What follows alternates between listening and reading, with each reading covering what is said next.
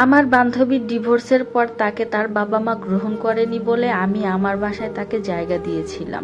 আমার শাশুড়ি অবশ্য রাগ করেছিলেন, তিনি কিছুতেই চাননি আমার বান্ধবী এখানে উঠুক। তিনি আমাকে ধমকে সুরে বলেছিলেন, দুধ কলা দিয়ে কাল সাপ পোষার শখ হয়েছে তাই না?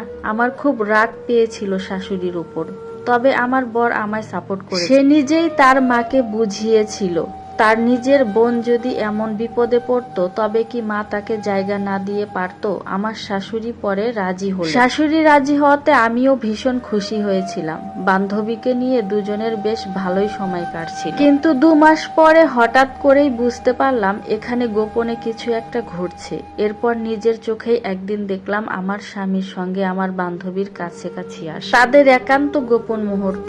এরপর আমার বরের সঙ্গে আমার এসব নিয়ে অনেক ঝগড়াঝাটি হয়, নানা ঝামেলা হয়। শেষে আমার সংসারটাই টেকেনি। আমার বান্ধবীকে যে ঘরে আমি ঠাঁই দিয়েছিলাম সেই ঘর এখন আমার বান্ধবীর নিজের ঘর হয়েছে, আর আমি ডিভোর্সি হয়েছি। এটা আপুদের জন্য একটা সতর্কতামূলক মেসেজ। আমার